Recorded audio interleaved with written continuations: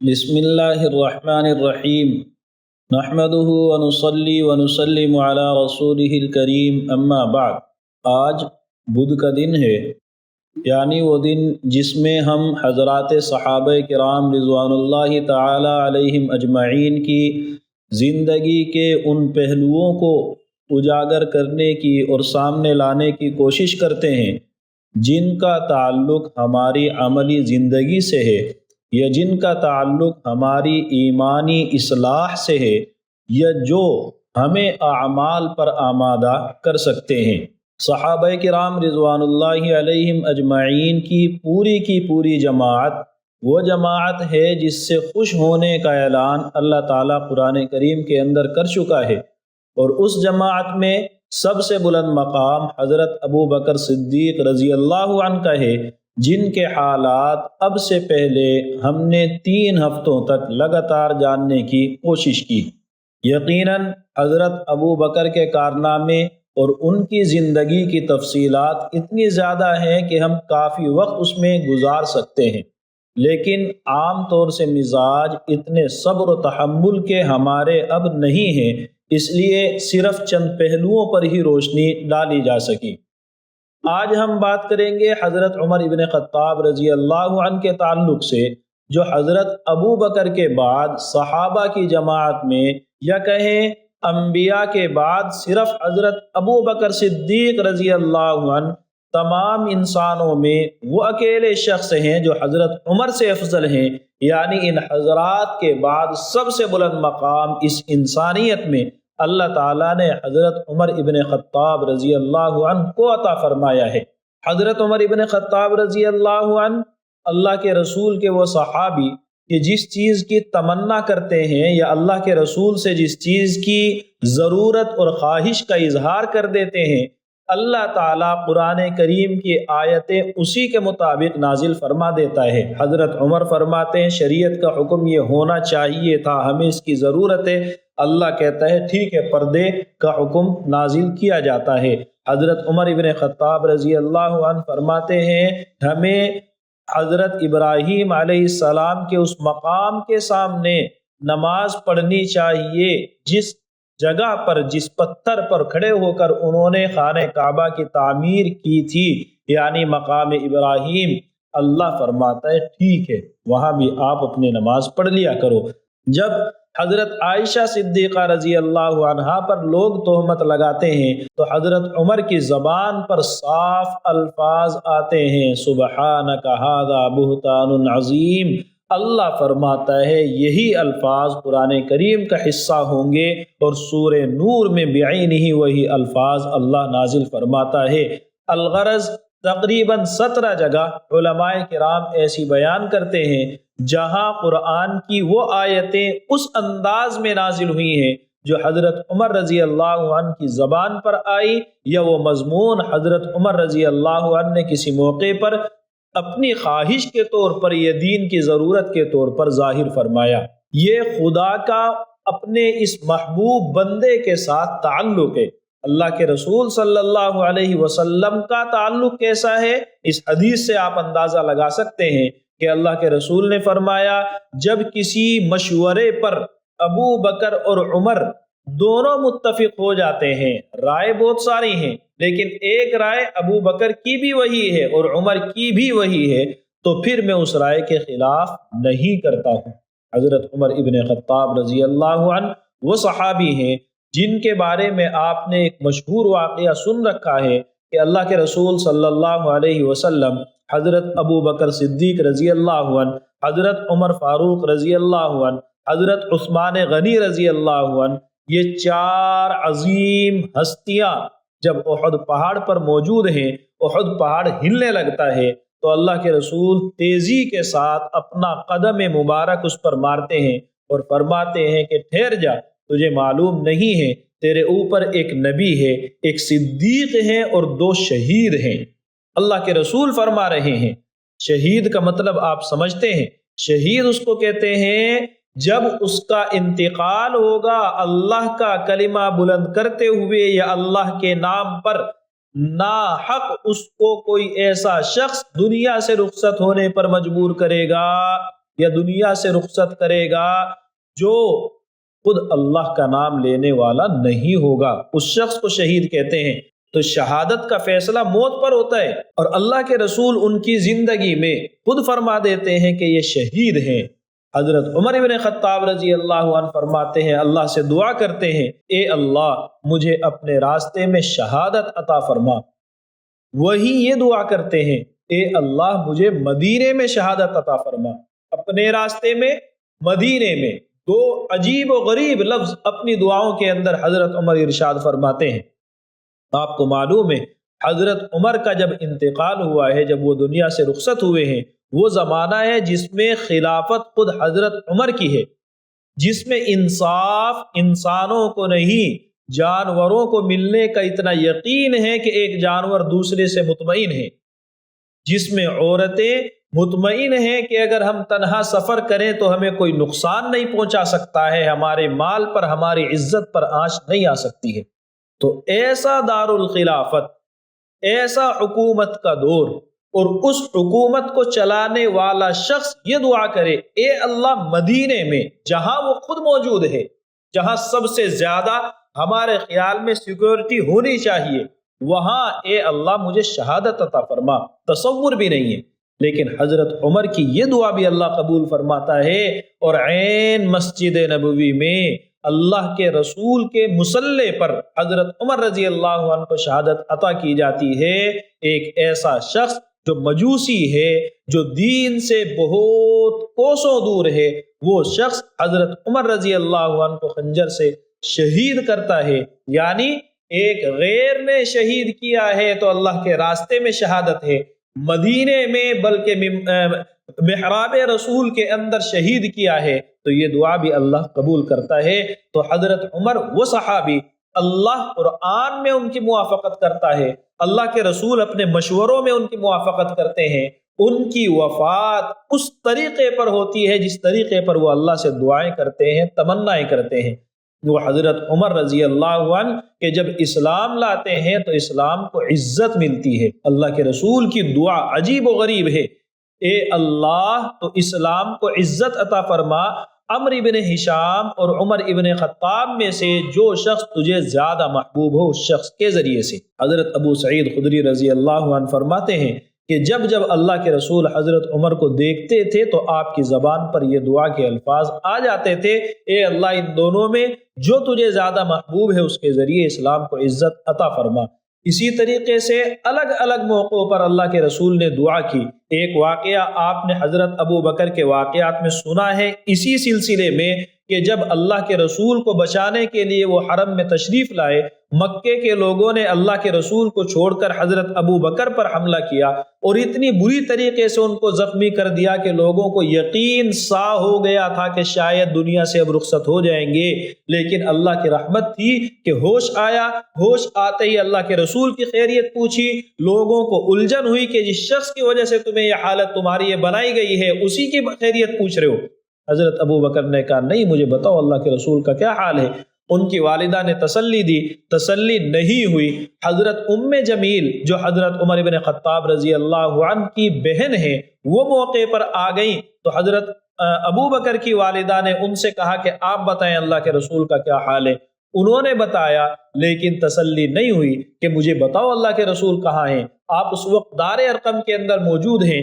یہی حضرت ابو بکر کی والدہ اور حضرت عمر کی یہی بہن ام جمیل رضی اللہ عنہا جو اس وقت اسلام قبول کر چکی ہیں، حضرت ابو بکر کا سہارا بنتی ہیں، ان کو لے کر کے جاتی ہیں۔ اللہ کے رسول جب حضرت ابو بکر کی یہ حالت دیکھتے ہیں آپ تڑپ اٹھتے ہیں، ابو بکر کو سینے سے لگاتے ہیں۔ والہانہ محبت اور انتہائی رحم دلی کا مظاہرہ جب اللہ کے رسول صلی اللہ علیہ وسلم کی طرف سے ابو بکر دیکھتے ہیں تو سوال کرتے ہیں، یا رسول اللہ آپ میری والدہ کے لیے دعا کر دیں، اللہ انہیں ایمان کی توفیق عطا فرمائے۔ والدہ اسی مجلس میں اسلام قبول کر لیتی ہیں اللہ کے رسول کی دعا کی برکت سے، اور والد صاحب ایمان قبول کرتے ہیں فتح مکہ کے موقع پر۔ لیکن بتانا ابھی یہ کہ اسی مجلس میں اللہ کے رسول کے دل کی نرمی اللہ کو ایسی پسند آئی کہ حضرت ابو بکر کی والدہ موقع پر مسلمان ہو گئی، اور دوسرا ابو بکر کا تعاون جس نے کیا تھا وہ حضرت عمر کی بہن تھی۔ تو اسی موقع پر اللہ کے رسول سے پھر زبان سے یہ دعا نکلی، اے اللہ عمرو بن ہشام اور عمر بن خطاب میں سے جو تجھے زیادہ محبوب ہو اس شخص کے ذریعے اسلام کو قوت عطا فرما۔ یہ واقعہ ہے آج کی رات، جس رات میں ہم ہیں، بدھ اور جمعرات کی درمیانی رات کا۔ اس رات میں جب یہ واقعہ ہوا اللہ نے دعا قبول فرمائی۔ اگلے دن مکے کے لوگ مشورہ کرتے ہیں کہ محمد کا کام بڑھ رہا ہے، 39 صحابہ اسلام لا چکے ہیں، حضرت عمر کا نمبر 40واں ہے، تو 39 صحابہ اسلام لا چکے ہیں، اور ان میں سے زیادہ تر ہجرت کر کے حبشہ میں موجود ہیں۔ چند صحابہ دار ارقم میں اللہ کے رسول صلی اللہ علیہ وسلم کے ساتھ موجود تھے، تو لوگ مشورہ کرتے ہیں کیسے اس کام کو روکا جائے۔ رائے دینے والے بہت سے ہیں۔ عمر کی رائے یہ آتی ہے قتل کر دیا جائے، معاملہ ہی ختم ہو جائے۔ پوچھا کون کرے گا؟ حضرت عمر نے کہا میں کروں گا۔ لوگوں نے حوصلہ بڑھایا، یہ کام تو آپ ہی کر سکتے ہیں۔ چنانچہ مشورے کے بعد حضرت عمر رضی اللہ عنہ جب جانے لگے، ابو جہل کہتا ہے 100 اونٹ انعام میں دوں گا، لالچ دلاتا ہے، لیکن آپ جانتے ہیں حضرت عمر کی جو شخصیت ہے وہ لالچی نہیں ہے، اپنے ارادے پر اپنی زبان پر مضبوط رہنے والے ہیں، اپنے عزم کے ساتھ نکل پڑے۔ معلوم ہوا کہ آپ دار ارقم میں ہیں، رخ ادھر ہی کر لیا۔ راستے میں ایک شخص نعیم بن عبداللہ جب ان سے ملاقات ہوتی ہے تو وہ کہتے ہیں عمر کیا ارادہ ہے، کیونکہ وہ دیکھ چکے ہیں تلوار ننگی ان کے ہاتھ میں ہے، کس ارادے سے جا رہے ہو؟ کہنے لگے محمد کو قتل کرنے جا رہا ہوں۔ آپ غور کریں عمر کس ارادے سے چلے ہیں؟ اللہ کے رسول کو قتل کرنے کے ارادے سے۔ فرعون حضرت موسیٰ علیہ السلام کی قوم کے بچوں کو قتل کر رہا تھا، کس لیے؟ تاکہ حضرت موسیٰ دنیا میں باقی رہے ہی نہیں۔ اللہ نے کیا کیا؟ فرعون کو کہا تو ہی موسیٰ کی پرورش کر۔ ایسا انتظام اللہ کی رحمت سے ہوتا ہے۔ ادھر یوسف علیہ السلام کے بھائی یوسف علیہ السلام کو کنویں میں ڈال دیتے ہیں، اس امید میں کوئی قافلہ آئے گا لے کر کے چلا جائے گا، والد کی محبت ہمیں عطا ہو جائے گی اور اس کی جو عزت ہے اس سے ہماری جان چھوٹے گی۔ اللہ کیا انتظام کرتا ہے؟ ان کو بادشاہ بناتا ہے اور انہی بھائیوں کو باقاعدہ غلامی کے راستے پر لا کے ڈال دیتا ہے۔ تو تدبیریں لوگ کرتے ہیں، اصل میں تدبیر اللہ کرتا ہے کہ غلامی حضرت یوسف علیہ السلام کے لیے طے کی جا رہی ہے، لیکن اللہ اس غلامی کو اصل میں راستہ بنا رہا ہے ان کی مملکت کا، ان کی بادشاہت کا۔ حضرت موسیٰ علیہ السلام کے قتل کی سازش ہو رہی ہے، لیکن اللہ تعالیٰ اسی سازش کو راستہ بنا دیتا ہے حضرت موسیٰ علیہ السلام کی ایک بہترین تربیت کا، کیونکہ شاہی گھرانے میں ایک شہزادے کی طرح تربیت وہ ان کو کہیں اور نہیں مل سکتی تھی۔ تو تدبیریں وہ ہیں۔ حضرت عمر چلے ہیں اللہ کے رسول صلی اللہ علیہ وسلم کا راستہ ختم کرنے کے لیے، لیکن راستے کا رخ بدل گیا۔ انہوں نے کہا کہ جا کر اپنی بہن کی خبر تو لو، وہ خود اسلام قبول کر چکے ہیں۔ تو حضرت عمر بن خطاب رضی اللہ عنہ اپنی بہن اور بہنوں کے گھر گئے، دروازے پر پہنچے کہ اندر سے آوازیں آ رہی ہیں، حضرت خباب ابن الارت رضی اللہ عنہ انہیں قرآن کریم سکھا رہے ہیں۔ وہ آواز سنی، دستک دی، پوچھا کون؟ بتایا عمر۔ یہ آواز سنتے ہی حضرت خباب چھپ گئے کہ کہیں نقصان نہ پہنچائیں، یہ تو رشتہ دار ہیں۔ جب حضرت عمر گھر کے اندر تشریف لائے، پوچھا کیا کر رہے تھے؟ کہ کچھ نہیں، نارمل بات چیت تھی۔ انہوں نے کہا نہیں، میں نے آواز سنی ہے، مجھے بتاؤ کیا کر رہے تھے؟ حضرت خباب جلدی سے جب گئے ہیں تو وہ ٹکڑا قرآن کریم جس پر لکھا ہوا تھا وہاں موجود تھا۔ وہ حضرت فاطمہ بنت خطاب جو حضرت عمر کی بہن ہے اپنے دامن کے نیچے چھپاتی رہی، لیکن جب انہوں نے اصرار کیا کہ نہیں میں نے آواز سنی ہے اور یہ ٹکڑا اس ٹکڑے پر ان کی نظر پڑی تو کہنے لگے کہ مجھے دکھاؤ اس میں کیا ہے۔ انہوں نے کہا ایسے نہیں دکھاؤں گی، آپ جس حالت میں ہیں اس حالت میں اس ٹکڑے کو ہاتھ نہیں لگایا جا سکتا۔ تو حضرت عمر نے فرمایا پھر کیا کروں؟ انہوں نے کہا جاؤ غسل کر کے آؤ، پاک صاف ہوگے تو ہم آپ کو یہ دیں گے۔ چنانچہ انہوں نے غسل کیا۔ غسل کرنے کے بعد حضرت فاطمہ رضی اللہ عنہا نے حضرت عمر کو وہ کاغذ کا ٹکڑا یا جس چیز پر قرآن لکھا ہوا تھا ان کے ہاتھ میں دیا۔ اس میں لکھا تھا طٰہ ما انزلنا علیک القرآن لتشقیٰ۔ یہ آیتیں پڑھنا شروع کی۔ ان آیتوں کی جو تاثیر ہے، وہ جو عربی کے مزاج کو جانتا ہے، اصل میں عربی جس کو آتی ہے اور اس زمانے کی عربی اور جو زبان کا ماہر ہے، وہ جب پڑھنے لگا اور پڑھتے پڑھتے جب اس آیت پر پہنچا اننی انا اللہ لا الہ الا انا فاعبدنی، میں اللہ ہوں، میرے علاوہ کوئی عبادت کے لائق نہیں ہے، میری عبادت کرو۔ جب یہ الفاظ سنے اور پڑھے حضرت عمر نے، چونکہ پڑھنا جانتے ہیں، پڑھتے ہی دل پر اثر ہوا، کہنے لگے اس کلام کے اندر ایک عظمت ہے، ایک وقار ہے۔ جب یہ الفاظ خباب نے سنے تو پیچھے سے خاموشی کے ساتھ نکل کر کے آئے، عمر مبارک ہو، اللہ کے رسول کی رات کی دعا تمہارے حق میں قبول ہو گئی ہے۔ کہ کیا دعا تھی؟ کہ اللہ کے رسول نے دعا کی تھی کہ عمر ابن خطاب اور عمرو ابن ہشام میں اے اللہ جو زیادہ تجھے محبوب ہے اس کے ذریعے اسلام کو قوت عطا فرما۔ مجھے لگ رہا تھا کہ اللہ تمہارے حق میں یہ دعا قبول کرے گا۔ حضرت عمر نے فرمایا کہ بتاؤ محمد کہاں ہیں؟ بتایا گیا کہ حضرت ارقم رضی اللہ عنہ کے گھر میں ہے۔ اللہ کے رسول صلی اللہ علیہ وسلم کی خدمت میں حاضر ہونے کے لیے عمر چلتے ہیں۔ راستے میں صحابہ نے دور سے دیکھا جو دار ارقم میں موجود ہیں، عمر آ رہے ہیں۔ اللہ کے رسول کو بتایا کہ عمر دروازے پر ہیں اور تلوار ننگی ہے جو ان کے ہاتھ میں ہے۔ حضرت حمزہ ابن عبد المطلب جو اللہ کے رسول کے سگے چچا ہیں، سننے کے بعد فرماتے ہیں کہ آنے دو، اگر اچھے ارادے سے آ رہے ہیں تو ان کے حق میں اچھا ہے، لیکن اگر ارادہ برا ہے تو انہی کی تلوار سے انہی کی گردن قلم کر دی جائے گی۔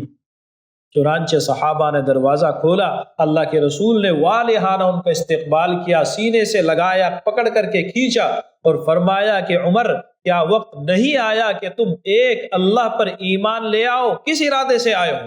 حضرت عمر نے فرمایا یا رسول اللہ میں ابھی ایمان قبول کرنے کے ارادے سے آیا ہوں۔ چنانچہ اللہ کے رسول نے جب یہ بات سنی، زور سے ایک آواز بلند کی، اللہ اکبر کی۔ تمام صحابہ سمجھ گئے کہ عمر اسلام قبول کر چکے ہیں۔ اللہ کے رسول کی یہ دلی تمنا تھی کہ عمر اسلام لائے۔ آپ کو معلوم ہے جب کسی چیز کی آپ دل سے تمنا کرتے ہیں وہ پوری ہو جائے تو آپ کے جذبات کیا ہوتے ہیں۔ اسی لیے علماء کہتے ہیں کہ دیگر صحابہ مرید ہیں اللہ کے رسول کے، وہ چاہتے تھے کہ ہمیں اللہ کے رسول مل جائیں، جبکہ عمر ابن خطاب مراد رسول ہیں جن کی تمنا اللہ کے رسول کیا کرتے تھے کہ مجھے عمر مل جائے اور اللہ اس عمر کے ذریعے سے میرے دین کو قوت عطا فرمائے۔ آپ غور تو کریں، سوچیں، اللہ کے رسول کسی شخص کے لیے یہ دعا نہیں کرتے ہیں کہ اس کے ذریعے دین کو مدد فرما۔ اللہ کے رسول کی دعائیں عمومی ہوتی ہیں، لیکن عمر سے کیا دلچسپی تھی اور عمر کی اتنی عظیم شخصیت اللہ کے رسول کی نظر میں تھی، اللہ نے کیا مقام انہیں دیا تھا کہ اللہ کے رسول دعا کرتے ہیں اللہ تو مجھے عمر ابن خطاب یا عمرو ابن ہشام میں سے جو تجھے محبوب ہو وہ مجھے عطا فرما۔ تو اللہ کے رسول کی دلی مراد پوری ہوئی تو ایک آواز نکلی، صحابہ سمجھ گئے کہ عمر اسلام قبول کر چکے ہیں۔ تو اس طریقے سے اللہ نے انہیں اس اسلام کے دائرے میں داخل فرمایا۔ کیا خوشی ہوئی تھی! آپ حضرت عبداللہ ابن عباس رضی اللہ عنہ کے اس روایت کے ذریعے سے سمجھ سکتے ہیں جس میں وہ فرماتے ہیں کہ اللہ کے رسول نے اس موقع پر صحابہ کو بتایا کہ جب عمر نے اسلام قبول کیا ہے، جبرائیل میرے پاس میں آئے، انہوں نے آ کے بتایا تمام فرشتے جشن منا رہے ہیں عمر کے اسلام پر۔ یہ عظیم شخصیت ہے عمر ابن خطاب رضی اللہ عنہ۔ اسلام قبول کرتے ہیں، رات گزارتے ہیں، صبح میں ارادہ کرتے ہیں کسی ایسے شخص کو میں اپنے اسلام کی خبر دوں جو اللہ کے رسول کو سب سے زیادہ ستاتا تھا، اور وہ کوئی اور نہیں، ان کے ذہن میں آیا ابو جہل جو ان کا سگا ماموں ہے۔ اس کے پاس پہنچتے ہیں اور جا کے جب دروازہ کھٹکھٹایا صبح کے وقت میں، ابو جہل پوچھتا ہے کون؟ عمر بڑی اچھے ڈھنگ سے استقبال کر رہا ہے، آؤ بھانجے۔ لیکن بھانجا جب کہتا ہے میں تو اس لیے آیا ہوں کہ آپ کو بتا دوں کہ میں اللہ کے رسول پر ایمان لا چکا ہوں، ابو جہل نے وہیں دروازہ بند کر دیا اور چلا گیا۔ حضرت عمر رضی اللہ عنہ نے پھر ایک شخص کو ڈھونڈا جو تمام لوگوں میں پرچار کرے کہ عمر اسلام لا چکا ہے۔ چنانچہ جب وہ شخص ملا، اس کو بتایا کہ تمہیں معلوم ہے کہ میں ایمان لایا ہوں۔ وہ شخص دوڑا ہوا گیا، حرم کے اندر ایک آواز لگائی، آواز لگا کر کہنے لگا کہ عمر نے دین چھوڑ دیا ہے۔ حضرت عمر اس کے پیچھے پیچھے تھے، فوراً پلٹ کر کے کہا یہ جھوٹ بولتا ہے، عمر نے دین چھوڑا نہیں ہے، عمر نے محمد کے دین کو اپنا لیا ہے۔ بس یہ سننا تھا۔ حرم میں موجود سردار حضرت عمر پر ٹوٹ پڑے، چاروں طرف سے حملے ہونے لگے۔ حضرت عمر نے مردانہ وار ان کا مقابلہ کیا، لیکن کب تک کرتے؟ آخر میں جب تھکنے لگے، ایک شخص آیا اور آ کر کے کہا کہ تمہیں کیا لگتا ہے کہ تم اس کے کو نقصان پہنچاؤ گے اور بنو عدی تمہیں ایسے ہی رہنے دیں گے؟ یہ سننا تھا کہ وہ سارے لوگ ادھر ادھر بکھر گئے، اور جب بکھر گئے وقت گزرا، حضرت عبداللہ ابن عمر رضی اللہ عنہ فرماتے ہیں کہ ایک مرتبہ میں نے والد صاحب سے پوچھا کہ جب لوگ آپ کو وہاں اسلام لانے کے دن نقصان پہنچا رہے تھے، ایک بوڑھے شخص آئے تھے اور انہوں نے ایسے ایسے کہا تھا، وہ کون تھے؟ تو مجھے حضرت عمر نے جو ان کے والد ہیں فرمایا کہ وہ عاص بن وائل السہمی تھے، جن کے کہنے پر لوگ دور ہوئے تھے۔ اللہ اس کو جزائے خیر نہ دے، کیونکہ وہ شخص اسلام نہیں لایا تھا۔ تو اس طریقے سے اللہ تعالیٰ نے حضرت عمر رضی اللہ عنہ کو ایمان کا نور عطا فرمایا۔ باقی حضرت عمر کے حالات کو انشاءاللہ بعد میں سمجھیں گے۔ اللہ تعالیٰ ہم سب کو سمجھنے کی اور صحابہ کی زندگی کی قدر کرنے کی اور انہیں اپنے لیے نمونہ اور آئیڈیل بنانے کی توفیق عطا فرمائے۔ وآخر دعوانا ان الحمد للہ رب العالمین۔